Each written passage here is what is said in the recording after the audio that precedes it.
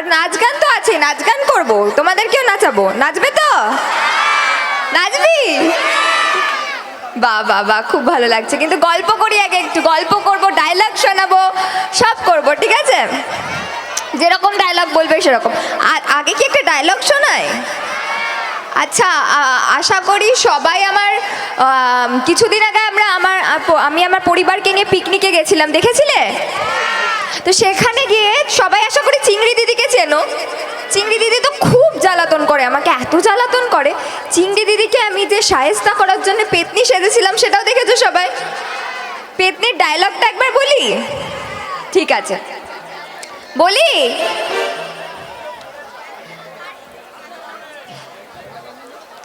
কি রে, ঠোঁটে রং লাগাচ্ছিস? কার জন্য লাগাচ্ছিস? বরকে তো পাত্তাও দিস না। যা যা বলছি, বরের কাছে যা, নাহলে ঘাটে মটকে দেবো বলে দিচ্ছি।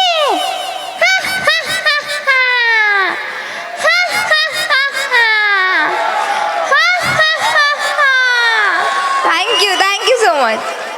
ভালো লেগেছে তোমাদের?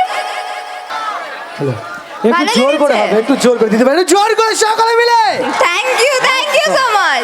আমার বেসিক যেই ইনফরমেশনটা আমার ব্যাপারে, সেটা হচ্ছে আমার ভালো নাম হচ্ছে, মানে ফুলকির ভালো নাম হচ্ছে দিব্যানী মণ্ডল।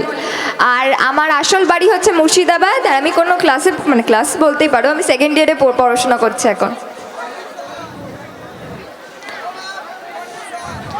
ইংলিশ অনার্স পড়ি গো আমি।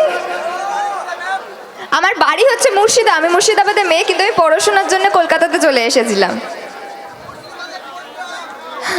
মুর্শিদাবাদে একদম প্রপার হাজারদুয়ারি আছে, চেনো? হাজারদুয়ারির ওখানে। আচ্ছা, একটাই দাদা ভাই কি শুধু প্রশ্ন? আমার মায়েদের কি কোনো প্রশ্ন নেই? কেউ কথা বলবে না? ও ঠাকুমা শুধু হাঁ করে দেখেই যাচ্ছে। এই একটু লাইটগুলো অফ করে, না আমি দেখতেই পাচ্ছি না ওনাদের। হ্যাঁ, আরেকবার বলবে একটু? কি বল? আচ্ছা, আমি যাচ্ছি।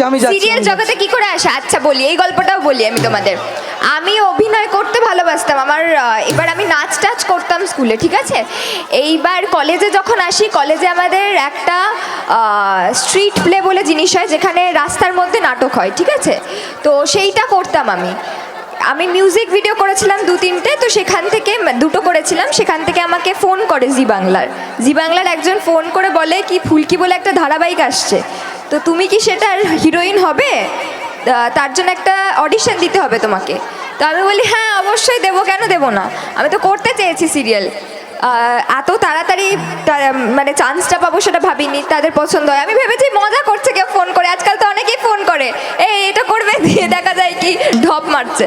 কিন্তু সেটা সত্যি হয়। আমি যাই জি বাংলার অফিসে গিয়ে কথা বলি ওনাদের সাথে, তারপর আমি ফুলকির জন্য সিলেক্ট হই।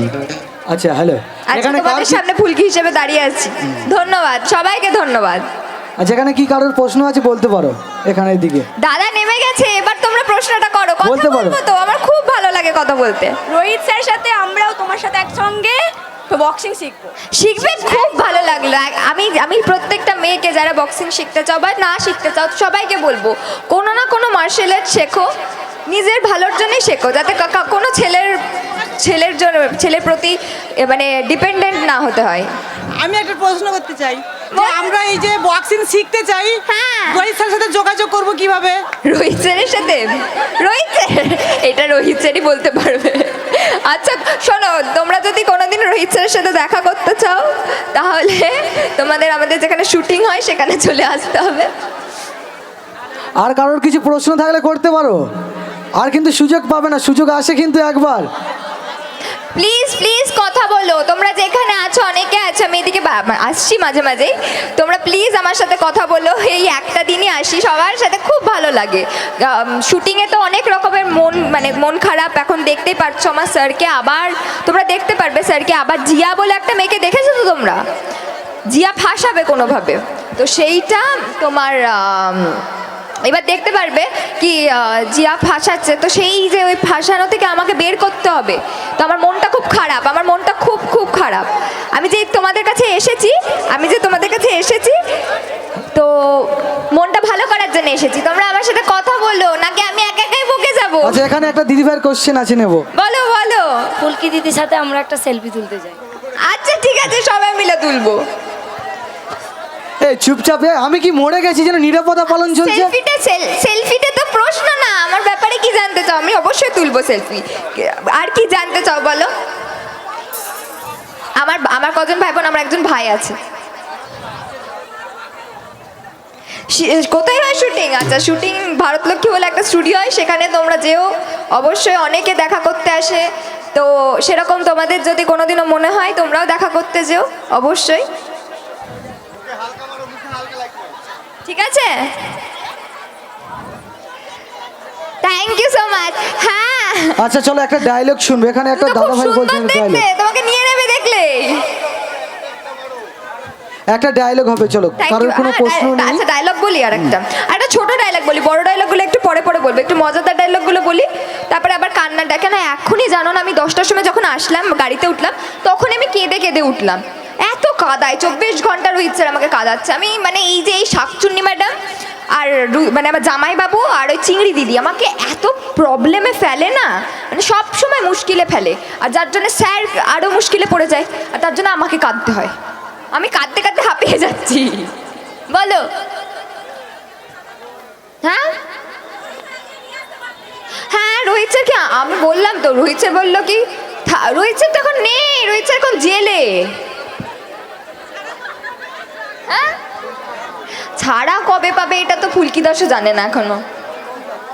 আচ্ছা, একটা ডায়লগ বলি, খুব ফেমাস। তোমরা রিকি দিদিকে চেনো সবাই? রিকি দিদিকে চেনো? চেনো? আচ্ছা, রিকি দিদিকে আমি একটা খুব ফেমাস ডায়লগ বলি, তোমরা হয়তো শুনেছো। রিকি দিদি আমাকে খুব বিরক্ত করে, আমার থেকেও বেশি আমার দিভাইকে বিরক্ত করে। দিভাইকে তাও ভালোবাসে, কিন্তু ওর দাদা আছে না, ওই মানে আমার জামাইবাবু, যে সে তো একটা মানে কি বলবো অসভ্য একটা লোক। তো সে আমার দিভাইয়ের ওপর খুব মেন্টাল টর্চার করে। তো সেই কারণে আমাকে যখন দিভাইয়ের কাছে রিকি দিদি যেতে দেয় না, তখন আমি একটা খুব ফেমাস ডায়লগ বলেছিলাম আমার, কি শোনো রিকি দিদি, আমার নামও না ফুলকি দাস, রেগে গেলে কানের গোড়ায় দিয়ে ঠাস ঠাস। মনে আছে তোমাদের? আচ্ছা শোনো, আমি তাহলে একটা মজাদার ইয়ে করি, আমি এই লাইনটাই বলবো, এই লাইনটাই বলবো, শোনাবো তো আমি? না না, কথা বলতে হবে না। দিয়ে তোমার আমি বলবো হচ্ছে রিকি, শোনো রিকি দিদি, আমার নাম হলো ফুলকি দাস, রেগে গেলে তোমরা বলবে ঠাস ঠাস, ঠিক আছে? বলবে তো? ঠিক আছে, আমি বলছি, বলবে তোমরা? কি এনার্জি! আচ্ছা, শোনো রিকি দিদি, আমার নাম না ফুলকি দাস, রেগে গেলে কানের গোড়ায় দিয়ে বলো। Thank you so much. আচ্ছা।